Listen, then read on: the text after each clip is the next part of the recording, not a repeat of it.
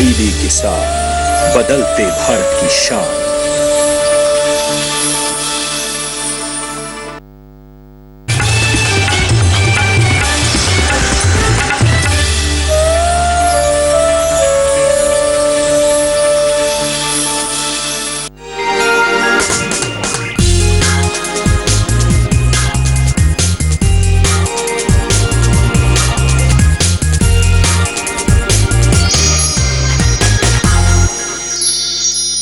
नमस्कार, मंडी.com में आपका स्वागत है। मैं हूं भुवन भास्कर। बीता हफ्ता खेती और किसानों के लिए काफी महत्वपूर्ण रहा। कई महत्वपूर्ण खबरें इस हफ्ते में आई जो किसानों के लिए बहुत अच्छी खबर है। उन खबरों के बारे में भी हम बातचीत करेंगे आज के मंडी.com में। और साथ ही क्योंकि मंडी.com में हम बातचीत करते हैं खास तौर पे खेती किसानी के और खेती से जुड़ी मार्केटिंग की, कुछ उन विधियों की, उन उपायों की जो बिल्कुल नए हैं, जिनको हम स्टेट ऑफ द आर्ट अंग्रेजी में कहते हैं, जो बिल्कुल आधुनिक हैं, जो एक प्रगतिशील किसान के लिए हमेशा उनको आकर्षित करते हैं कि किस तरह से उन तरीकों को अपनाकर किसान नई जो नए बाजार हैं, जो नए अवसर हैं, उनको तलाश सकता है, अपनी आमदनी बढ़ा सकता है। तो इस विषय पर भी मंडी.com में हमारी चर्चा होगी। हमारे साथ दो खास मेहमान आज मंडी.com में जो जुड़े हैं, उनसे आपका हम परिचय करा देते हैं। हालांकि हमारे इन दोनों मेहमानों से आप पहले भी कार्यक्रम में मिल चुके हैं। अमित नाफड़े हमारे साथ हैं, जो महाराष्ट्र के बुल्ढाना से हैं। जय सरदार एफपीओ से जुड़े हुए हैं और जय सरदार एफपीओ से जुड़ने के अलावा कई सारे दूसरे एफपीओ को भी मार्गदर्शन देते हैं, उनके अपने बिजनेस में, उनके कारोबार में कैसे काम करना चाहिए, फसलों को लेकर जो दूसरी बातें होती हैं, चाहे वो सोइंग की हो, हार्वेस्टिंग की हो, उसमें भी और मार्केटिंग में भी सलाह देते हैं। हमारे दूसरे जो मेहमान हैं दीपक चौहान साहब हैं, जो पुणे से हमारे साथ हैं। दीपक चौहान साहब 21 सालों से खेती के क्षेत्र में सक्रिय हैं और लगभग 1 दर्जन एफपीओज को उनके पूरा जो फसल चक्र होता है उसमें हर दौर में वो उनके साथ उनको सलाह भी देते हैं और साथ ही मार्केटिंग में उनकी खास तौर से मदद करते हैं, जिसमें वायदा बाजार एक महत्वपूर्ण पहलू है, जिस पर कि उन्होंने काम भी किया है और कई सारे एफपीओज को उन्होंने प्रेरित भी किया है वहां काम करने के लिए। आप दोनों का बहुत बहुत स्वागत है जी। कार्यक्रम की शुरुआत धन्यवाद। बहुत संक्षिप्त टिप्पणी मैं आप दोनों ही मेहमानों से चाहूंगा। जो अभी मैंने कहा, क्योंकि ये हफ्ता जो था वो इस लिहाज से किसानों के लिए एक अच्छी खबर लेकर आया कि सरकार ने बहुत सारे फसलों में एमएसपी में बढ़ोतरी की घोषणा की। एमएसपी को लेके अमित, हमेशा दो तरह का एक विचार आता है। एक तो एमएसपी है जहां की किसानों को एक उम्मीद जगती है, लेकिन दूसरी ओर ये भी है कि बहुत सारे किसान ऐसे हैं जिनको एमएसपी का फायदा नहीं भी मिलता है, क्योंकि ये संभव नहीं है कि सरकार सारी फसलें खरीद ले। तो कुल मिला के इस पर आपकी प्रतिक्रिया क्या है? आपके जो किसान जिनके साथ आप काम कर रहे हैं उनकी प्रतिक्रिया क्या है? और खास तौर से पिछले साल के संदर्भ में मैं इसको आपसे जानना चाहूंगा। एक तो एमएसपी बढ़ रही है, इसका स्वागत है। किसान भी, हर बार किसानों ने स्वागत ही किया है अगर सरकार एमएसपी बढ़ा रही है तो। लेकिन दूसरी बार हमें ये भी देखना चाहिए कि अभी पिछले हफ्ते में मैं एक न्यूज पढ़ रहा था कि काफी जो उत्पाद है उसका प्रोडक्टिविटी काफी कम हो गया है। कपास का प्रोडक्टिविटी तो उस न्यूज में बोला गया था कि ओवरऑल पिक्चर ये है कि लगभग 28% प्रोडक्टिविटी कम हो गया है। और प्रोडक्शन कॉस्ट की अगर हम बात करें तो प्रोडक्शन कॉस्ट साल दर साल बढ़ता रहा है और एमएसपी बढ़ाना, एमएसपी के ऊपर प्रोक्योरमेंट करना, ये एक हद तक सीमित है। मतलब जब तक उसकी एप्लीकेबिलिटी सारे मार्केट के लिए नहीं हो जाती है तब तक वो एमएसपी का फायदा जो 5-10% किसानों को मिल रहा है उन्हीं तक वो सीमित रहेगा। जी बिल्कुल। बाकी किसानों का क्या? बिल्कुल, आपने जो सवाल उठाया, इनफैक्ट देश के बहुत सारे जो कृषि अर्थशास्त्री हैं वो बहुत समय से ये बात करते रहे हैं कि एमएसपी को एक तरह से कहा जाए तो एक तात्कालिक सहायता हो सकती है, लेकिन ये लंबी अवधि का ये एक समाधान किसानों के लिए नहीं हो सकता है। और इसीलिए हमने देखा है कि सरकार लगातार पिछले कुछ सालों में उन जो लंबी अवधि के समाधान जो हो सकते हैं, जो बुनियादी बदलाव हो सकते हैं कृषि में, उसके लिए प्रयास करती रही है। दीपक चौहान, आपका क्या मत है इसमें? और खास तौर से अपने को अगर हम लोग सीमित रखें इसी खबर के इर्द गिर्द, जो अभी हमने देखा एमएसपी में बढ़ोतरी की, तो और खास तौर से इसमें एक अच्छी चीज ये है कि पहले जब एमएसपी की बात होती थी तो आमतौर पे सरकारें भले ही घोषित एमएसपी को करती थी कई कमोडिटीज में, लेकिन उसका फायदा आमतौर पे गेहूं और धान के अलावा दूसरे किसानों को मिलता नहीं था। लेकिन पिछले 3-4-5 सालों में हमने ये एक रुझान बदलता हुआ देखा है और दालों में बहुत अच्छी खरीद होने लगी है अब एमएसपी पर, जो कि पहले नहीं होती थी। कई दूसरी फसलों में भी हमने देखा है कि केवल घोषणा ही नहीं होती, एमएसपी की खरीद भी अब होने लगी है। तो इसे देखते हुए किसानों के लिए कैसी खबर आप इसको मान रहे हैं और किसानों में किस तरह की प्रतिक्रिया इसको लेकर? मोहन जी, मैं आपका ध्यान इस तरफ आकर्षित करना चाहूंगा कि एमएसपी के लिए हमारे यहाँ अच्छी एक्सपोर्ट इंपोर्ट पॉलिसी का सपोर्ट रहना बहुत ही जरूरी है। नीति आयोग के रमेश चंद सर ने अभी हाल ही में कहा है कि एमएसपी सुनिश्चित करने के लिए हमको काम करना पड़ेगा, खास तौर पर पल्सेस में अगर हमको आत्मनिर्भरता चाहिए तो वो ये इंडिकेट कर रहे थे कि जिस प्रकार का, मतलब देखिए इंपोर्ट की न्यूज से, मतलब तुअर और मूंग और उड़द का जो खुला छूट दी गई है इंपोर्ट में, तो कहीं ना कहीं फार्मर एमएसपी का स्वागत कर रहे हैं। लेकिन इंपोर्ट की न्यूज के कारण पल्सेस की प्राइसेस एमएसपी के नीचे अपग्रेड हो रही है, पर्टिकुलरली चना में अगर बात करें। और हमने हाल ही में न्यूज पढ़ा है कि मध्य प्रदेश में भी मूंग की खरीद के लिए नाफेड से स्टेट गवर्नमेंट ने प्रपोजल भेजा है। तो मैं ये चीज कहना चाहता हूं कि एक्सपोर्ट इंपोर्ट का मैकेनिज्म हमारे एमएसपी को प्रोटेक्ट करने के लिए पॉजिटिव रहना चाहिए, ये एक मुद्दा। और लास्ट और मुद्दा, मैं आपको एक अच्छा इसमें एक न्यूज, आपको भी पता है सभी को कि ग्लोबल मार्केट से हमको बहुत अच्छा सपोर्ट मिला है। ऑयल सीड का, वेज ऑयल का प्राइसेस, पाम ऑयल और सोया ऑयल का प्राइसेस ग्लोबली तकरीबन ऑल टाइम हाई पर ट्रेड हो रहा है। 72 सेंट्स पाउंड तक सोया तेल का प्राइसेस सीबॉट में चढ़ा और सोयाबीन और मक्का भी ऑल टाइम हाई की तरफ वहां पर ट्रेड हो रहा है सीबॉट में। तो कहीं ना कहीं ये हमारे एमएसपी को सपोर्ट देने के लिए ये भी न्यूज एक सिल्वर लाइनिंग है इस न्यूज के संदर्भ में देखा जाए तो। जी, साफ तौर पे ये समझ में आ रहा है कि कृषि आयात निर्यात अब सरकार के नीतियों के फोकस में है, तो निश्चित तौर पे इसका असर भी आने वाले दिनों में दिखेगा। फिलहाल वक्त हो गया एक छोटे से ब्रेक का। ब्रेक से लौटने के बाद हमारी ये चर्चा जारी रहेगी। बने रहिए हमारे साथ, देखते रहिए मंडी.com।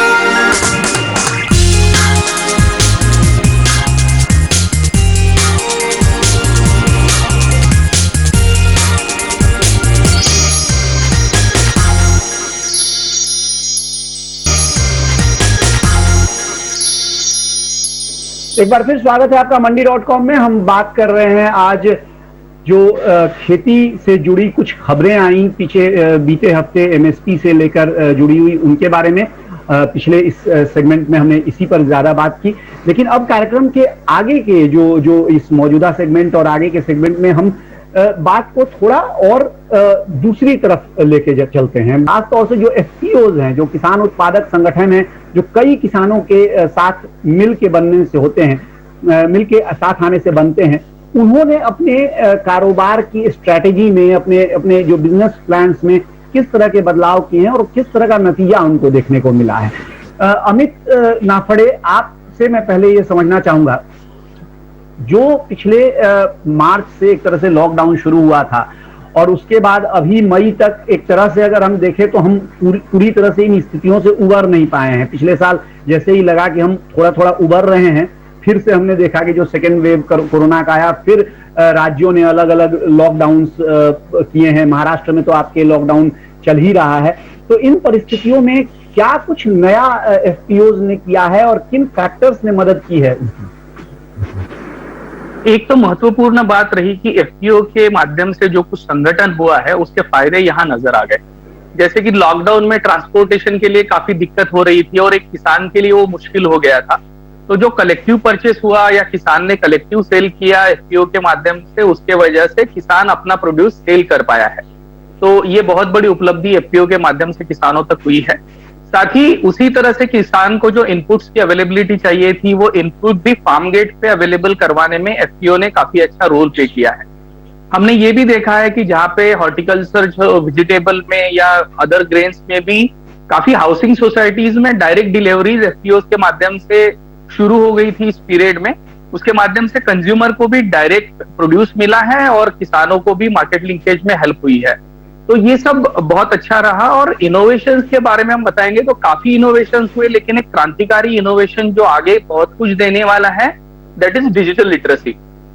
कि अभी आप किसी भी गांव में जाएंगे तो आप देखेंगे कि कुछ किसान आपका एप्लीकेशन यूज कर पाते हैं, जूम ऐप हो, गूगल मीट हो, वो ऑनलाइन मीटिंग अटेंड कर सकते हैं, वो कुछ अदर एप्लीकेशंस अटेंड कर सकते हैं जिसके माध्यम से वो एफपीओ से या बाकी मार्केट से जुड़ रहे हैं। तो ये जो डिजिटल लिटरेसी है ये काफी हद तक आगे भी किसानों को कंट्रीब्यूट करते रहेगा और उस माध्यम से किसानों की ग्रोथ होगी। बड़ी खुशी की बात है जो अमित आपने जो कुछ चीजें बताई हैं, मतलब मुझे बहुत खुशी हो रही है सुन के कि किसानों ने इस आपदा का भी इस तरह से अवसर में इसको बदला है। दीपक, आप जो जिन किसान उत्पादक संगठनों के साथ काम कर रहे हैं और खास तौर से अमित का जो इलाका है वो तो एक तरह से बहुत किनारे पड़ता है, महाराष्ट्र मध्य प्रदेश की सीमा पर है और एक तरह से शहरों से दूर है, लेकिन आप पुणे में हैं और आपका जो कार्य क्षेत्र है वो भी एक तरह से देखा जाए तो ज्यादा जो सक्षम एफपीओज हैं वो आपके साथ भी और जुड़े हुए हैं। तो किस तरह से उन्होंने इसका अवसर का फायदा उठाया है? जी, बहुत ही सही आपने कहा और नाप्टे जी ने भी कहा कि किस तरह से डिजिटल लिटरेसी के कारण हम आगे बढ़ रहे हैं और सप्लाई चेन में एक बहुत ही बड़ा बदलाव हम देख रहे हैं। तो एपीसी के मूवमेंट के माध्यम से हुआ ये कि यंग जनरेशन हमारा खेती में आया, जो पढ़ा लिखा हुआ है और पढ़े लिखे लोग। देखिए कि अगर आपको कुछ वैराइटल चेंज लाना है तो हमारे यहाँ ऐसे एफपीओज है जिन्होंने पुरानी वैरायटी को बदल के खास तौर से तुअर में तो नई वैरायटी लॉन्च करने के कारण पर हेक्टर पर एकड़ 2 क्विंटल का उसका उत्पादन बढ़ा है। और ये करजत जामखेड़ में ये मैं आपको खास तौर पे इसलिए बोल रहा हूं कि इस प्रकार का इंटरवेंशन एफपीसी के माध्यम से हो रहा है कि प्रोडक्शन बढ़े। दूसरा इंटरवेंशन ये हो रहा है कि जैसे जय सरदार एफपीसी के माध्यम से हमने देखा कि उन्होंने जो वैल्यू चेन में जो जिस प्रकार का डायरेक्ट मार्केटिंग और उसके लिए जो इकोसिस्टम वेयर हाउसिंग और कोलेट्रल और ये सारी सुविधा उपलब्ध, इस प्रकार के इंफ्रास्ट्रक्चर अब खड़ा हो रहा है, उसके कारण फार्मर पैनिक सेलिंग नहीं कर रहा है और वो उसका जो ग्रेन्स है और जो भी प्रोडक्ट है वो देख रहे हैं कि मार्केट के हिसाब से क्या हम इसको बेच सकते हैं या रुक रुक के बेच सकते हैं। जैसे देखिए कि मक्का, जैसे रबी में मक्का का उत्पादन हुआ तो बहुत सारे एफपीसीज ने और एफपीओज को हमने बोला कि और उन्होंने भी डिसीजन लिया कि हम पैनिक सेलिंग नहीं करेंगे और थोड़ा रोक कर मक्का बेचेंगे। तो आज 200-300 रुपया पर क्विंटल प्राइस एप्रिसिएशन हुआ है और आगे भी होगा। तो ये मार्केट इंटेलिजेंस जो फार्मर आज तक नहीं करता था, उसके बिहाफ से एफपीसीज के स्किल और टेक्नोक्रेट लोग ये मार्केट इंटेलिजेंस का इंटरवेंशन ला रहे हैं। और इसके कारण जैसे हमने प्याज में देखा कि मई में और अप्रैल में फार्मर ने प्याज का पैनिक सेलिंग नहीं किया और उन्होंने थोड़ा रुक रुक के बेचा, इसीलिए मार्केट में जरूरत के मुकाबले सप्लाई रहा और प्राइस में एक रैशनलाइजेशन हुआ।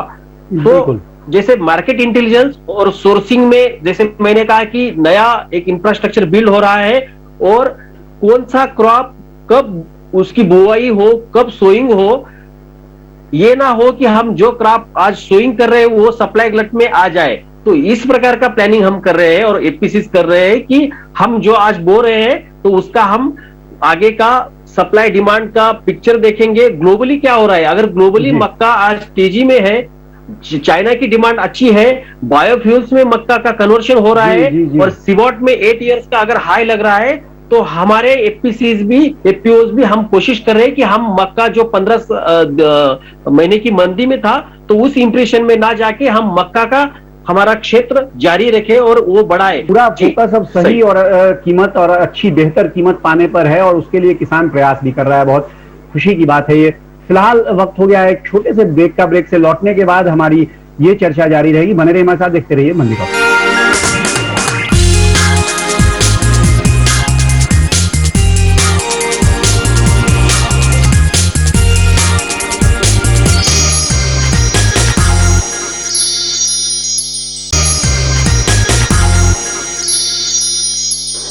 एक बार फिर स्वागत है आपका मंडी.com में। हम बात कर रहे हैं आज किसानों और खेती में किस तरह के बदलाव आए हैं, जो अभी हाल की खबरें आई हैं उस पर किसानों की क्या प्रतिक्रिया रही है, और जो कुछ खास आधुनिक तौर तरीके किसानों के पास बाजार के, विपणन के, मार्केटिंग के हैं, उनसे किसानों को किस तरह से मदद मिल रही है। हमारे साथ अमित नाफड़े जय सरदार एफपीओ से बुल्ढाना जिले से जुड़े हुए हैं, महाराष्ट्र से, और दीपक चौहान जो किसान नेता, किसान सलाहकार और एफपीओज को मदद देने वाले पिछले करीब 2 दशकों से इस क्षेत्र में सक्रिय हैं, वो हमारे साथ बने हुए हैं इस चर्चा में।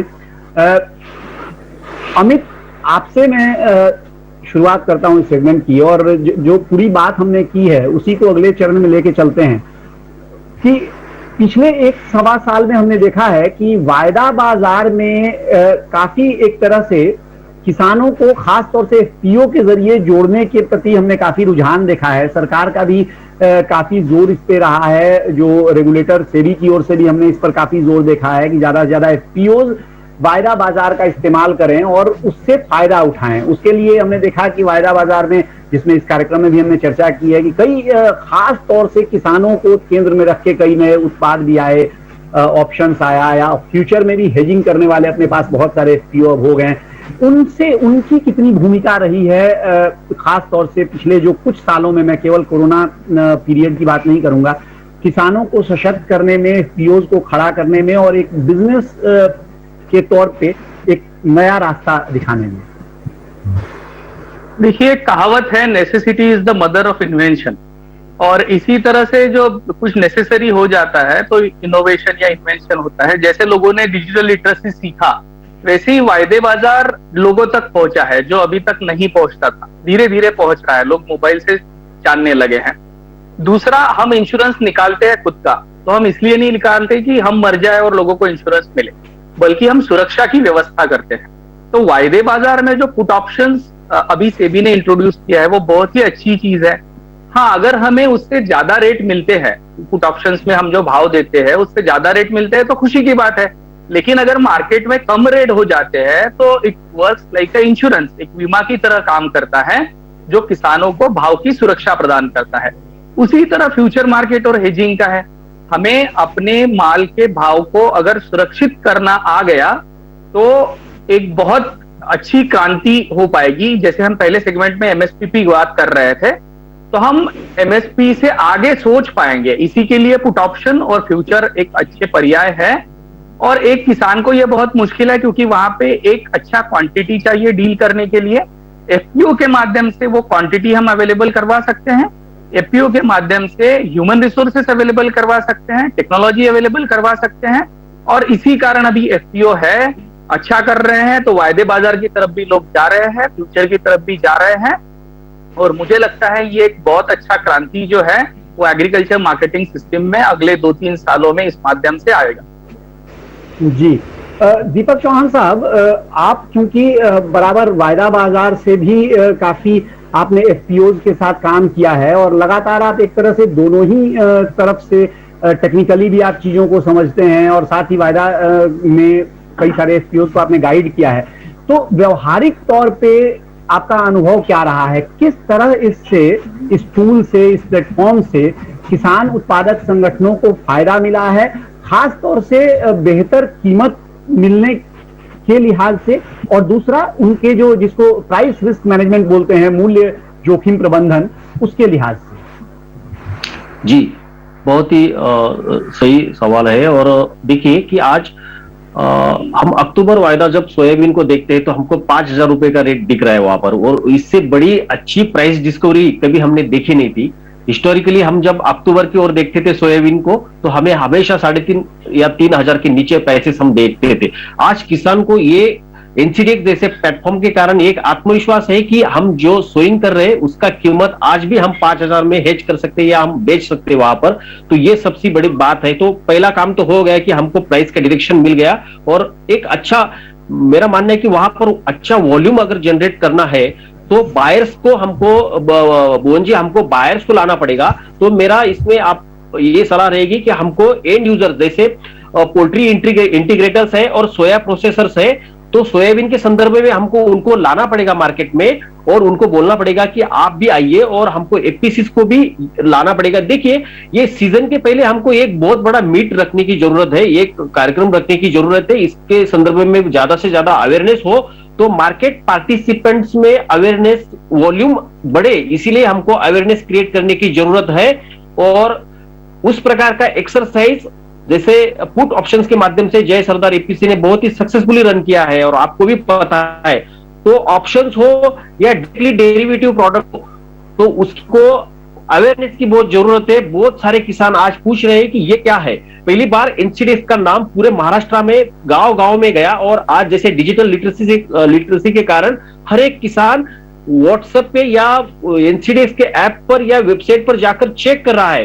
तो आज की डेट में हमको ज्यादा से ज्यादा एफटीसी को प्रमोट करना चाहिए। नए खाते खुलवाने के लिए, वॉल्यूम बढ़ाने के लिए हमको एंड यूजर्स को लाना चाहिए। और थोड़ा सा मेरा मानना है कि हमारा वायदा का साइज जो है वो मान लीजिए चना में हमारा 10 टन के बजाय 5 टन, और हमारे बहुत सारे किसान भाई है जो 40 क्विंटल 50 क्विंटल भी बेचने में रुचि रखते हैं। तो इस प्रकार का थोड़ा सा, और लास्ट में सोर्सिंग पॉइंट जो रहता है भुवन जी, जो हमारा डिलीवरी सेंटर है उसके बारे में बहुत, ये जो ऑपरेशनल हैजर्ड्स है तो उस पर थोड़ा काम करके ज्यादा से ज्यादा फार्मर फ्रेंडली और एंड यूजर फ्रेंडली। मान लीजिए लास्ट पॉइंट, अगर हम डिलीवरी सेंटर कोई पोल्ट्री एंटरप्रेन्योर्स का गोडाउन जिसको रिफॉर्म्स के माध्यम से मार्केट का दर्जा है, वहां पर अगर हम उसका डायरेक्ट डिलीवरी सेंटर हम एक्नॉलेज करते हैं उसको, तो बहुत इंटरेस्ट बढ़ जाएगा इसमें। इस प्रकार का नया प्रोडक्ट्स हमको लाना पड़ेगा। जी दीपक जी, इन सलाहों के लिए बहुत बहुत धन्यवाद। और हम उम्मीद करते हैं कि मंडी.com के माध्यम से ये सारी सलाहें और ये आवाजें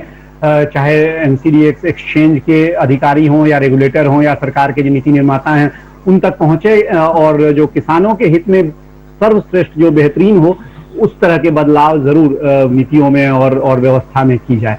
तो आप दोनों ने इस समय आज मंडी.com को दिया, इसके लिए एक बार फिर आप दोनों का बहुत बहुत धन्यवाद। फिलहाल अब मंडी.com में आज की इस चर्चा को देते हैं यहीं विराम, लेकिन डीडी किसान पर कार्यक्रमों और खबरों का सिलसिला जारी है, इसलिए बने रहिए हमारे साथ, देखते रहिए डीडी किसान, कहीं मत जाइए। आपकी राय हमारे लिए बहुत महत्वपूर्ण है।